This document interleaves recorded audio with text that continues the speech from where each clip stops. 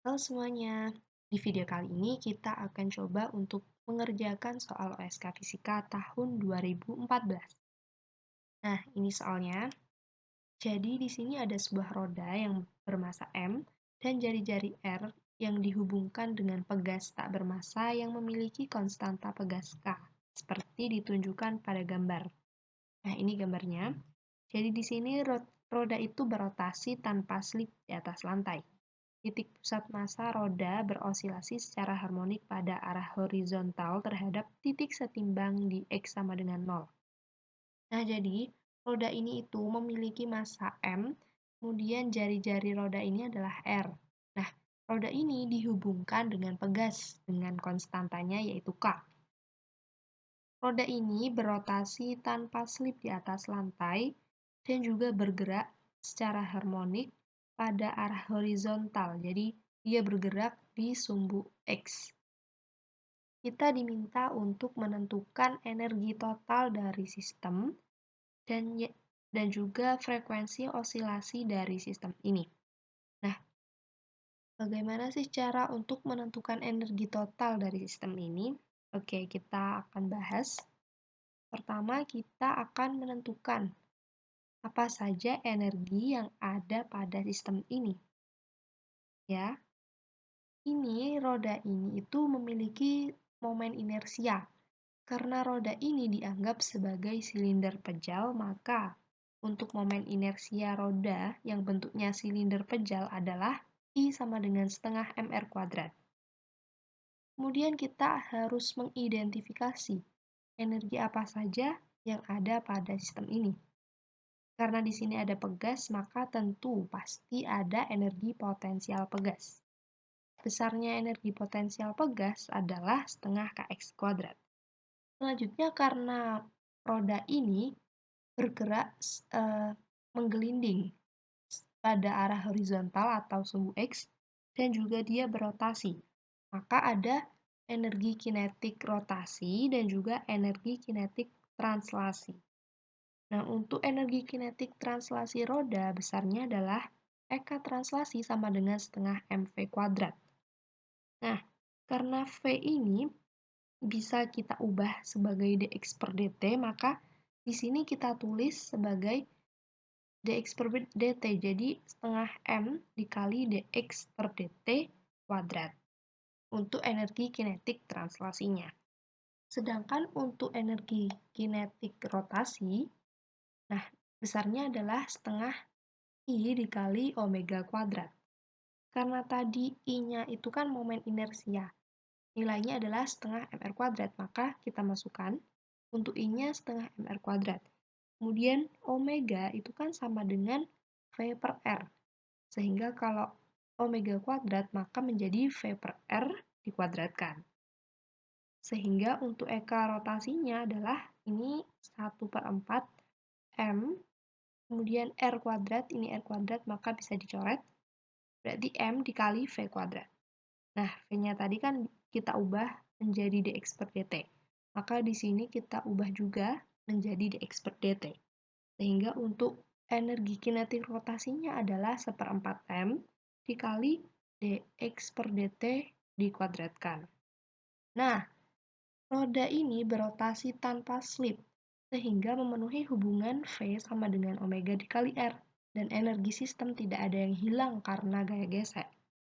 Maka, energi total pada sistem ini adalah penjumlahan dari ketiga energi yang ada, yaitu energi potensial, pegas, kemudian energi kinetik translasi, dan energi kinetik rotasi.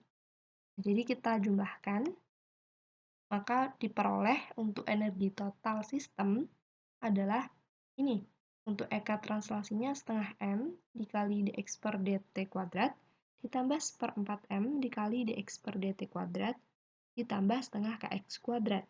Nah, ini kan sama, jadi bisa dijumlahkan. Sehingga energi total sistem adalah 3/4 M dikali dx per dt dikuadratkan ditambah setengah kx kuadrat. Nah, selanjutnya, kita akan mencari besarnya frekuensi osilasi pada sistem. Nah, karena energi sistemnya kekal, maka berlaku bahwa dE per dt sama dengan 0. Jadi kita turunkan energi total tadi terhadap waktu. Nah, jadi seperti ini. Turunan dari 3/4M dx per dt kuadrat ditambah setengah kx kuadrat terhadap waktu sama dengan 0. Nah, kita hitung. Jadi ini duanya kita pindah ke sini. Maka 2 dikali 3/4M dikali dx per dt dikali d2x per dt kuadrat ditambah 2 dikali setengah kx dikali dx per dt sama dengan 0. Nah, di sini bisa kita coret ya, ini 2 sama 4. Jadi 3/2M dikali dx per dt, ini d2x per dt kuadrat ditambah, ini kan habis, kx dikali dx per dt sama dengan 0. Nah, karena bisa kita ubah, ini kita bisa pindah ke ruas sebelah kanan, maka kita pindah ke kanan. 3/2M dikali dx per dt dikali d2x per dt kuadrat sama dengan minus kx dikali dx per dt. Karena pada kedua ruas ada dx per dt-nya, maka bisa kita coret. Nah, di sini sehingga tinggal 3/2M dikali d2x per dt kuadrat sama dengan minus kx.